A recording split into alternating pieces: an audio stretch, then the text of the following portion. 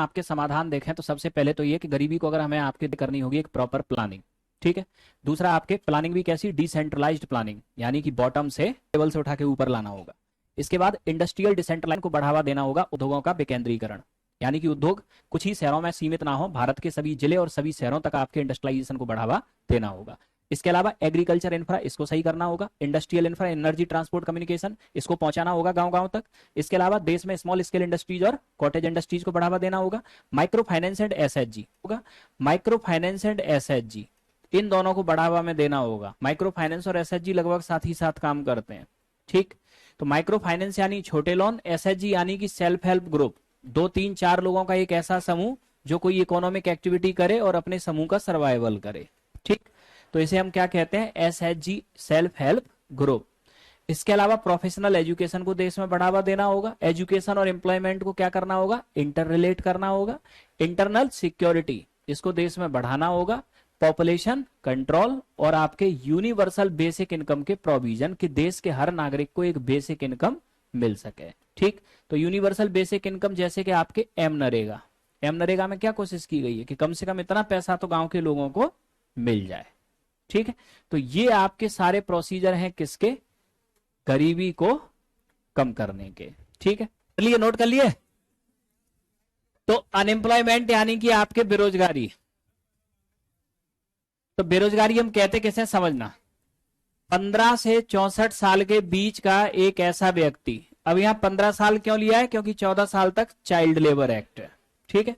तो 15 से 64 साल के बीच का एक ऐसा व्यक्ति जिसमें किसी कार्य को करने की एलिजिबिलिटी हो, कैपेसिटी हो और डिजायर हो, लेकिन तब भी उसे कार्य ना मिले, तब वो कहलाया जाएगा क्या, बेरोजगार यानी कि अनएम्प्लॉयड, ठीक है। इंडिया के अंदर आपके होता क्या है कि ये तीनों चीजें पूरी होती ही नहीं है। जैसे कि आपके फॉर एग्जाम्पल है कि आप चाहते हो कि कल से अब आप क्या करो, एक क्लिनिक खोल लो और डॉक्टर बन जाओ, कैसे संभव हो सकता है। डिजायर तो है आपकी डॉक्टर बनने की, लेकिन क्या नहीं है, एलिजिबिलिटी। तो आप बेरोजगार नहीं कहलाए जाओगे। आप ये कहो कि सरकार हमें क्लिनिक नहीं खोलने दे रही, क्यों खोलने देगी, एलिजिबिलिटी तो हो पहले आपके अंदर, ठीक। यह हुआ। अब दूसरी बार आपके क्या होता है,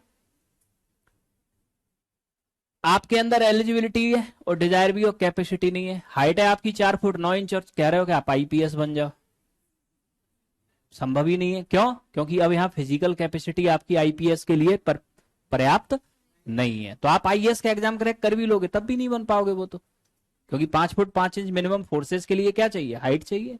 तो इसका मतलब कैपेसिटी, ठीक है। और फिर तीसरी चीज आपकी डिजायर, जब आपके पास एलिजिबिलिटी, कैपेसिटी और डिजायर ये तीनों चीजें हों और तब भी आपको काम ना मिले, तब आप कहलाए जाओगे बेरोजगार, ठीक है। यह हुआ। तो अब आपके यहां सबसे मेन मुद्दा, अब जैसे कि अब आप आईएएस बनने का सोच रहे हो, अच्छी बात है, सोच रहे हो, तो डिजायर है, तो डिजायर हटने में क्या बुराई है, डिजायर से थोड़ी कुछ होने वाला है, ठीक। एलिजिबिलिटी क्या है आईएएस बनने की, यूपीएससी का एग्जाम क्वालिफाई करना पड़ेगा, कर लो उस एलिजिबिलिटी को पूरा, बन जाओगे आईएएस।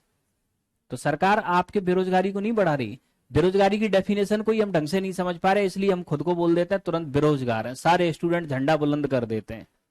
ऐसा ही है ना, जैसे ही आंदोलन देश में चल रहा है ना कि 7% बेरोजगारी देश में बढ़ गई, ठीक। अब सरकारी डाटा में तो बढ़ेगी आपकी बेरोजगारी, क्यों, क्योंकि अब अगर हर व्यक्ति के अंदर देखें तो कहां है एलिजिबिलिटी, कैपेसिटी और डिजायर। अब बेरोजगारी किसे कहते हैं ये समझना, कि किसी ने बेचारे ने इंजीनियरिंग की है, सॉफ्टवेयर इंजीनियरिंग की नौकरी कर सकता है, तब भी उसे नौकरी नहीं मिल रही, तब कहेंगे हम कि वो बेरोजगार है, ठीक। यानी आपके अंदर एलिजिबिलिटी है, कैपेसिटी है और डिजायर है, तब भी आपको काम ना मिले, ठीक है। यह हुआ। बाकी का अंडर अनएम्प्लॉयमेंट तो आपके कभी भी हो सकता है।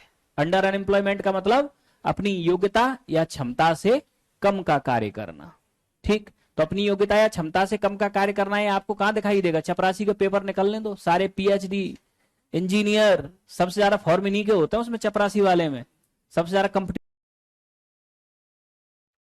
तो वॉलंटरी अनएम्प्लॉयमेंट, ऐच्छिक बेरोजगारी क्या होती है आपके, एक ऐसा व्यक्ति जिसमें किसी काम को करने की एलिजिबिलिटी है, कैपेसिटी है, लेकिन इच्छा नहीं है, ठीक है। तो इसे हम आपके क्या कहते हैं, वॉलंटरी अनएम्प्लॉयमेंट। तो अब ऐसे व्यक्ति की गणना करने का कोई फायदा है नहीं है, इसीलिए वॉलंटरी अनएम्प्लॉयमेंट को हम अनएम्प्लॉयमेंट के डाटा में काउंट नहीं करते, ठीक है। तो ये तो देखा हमने आपके अनएम्प्लॉयमेंट की डेफिनेशन।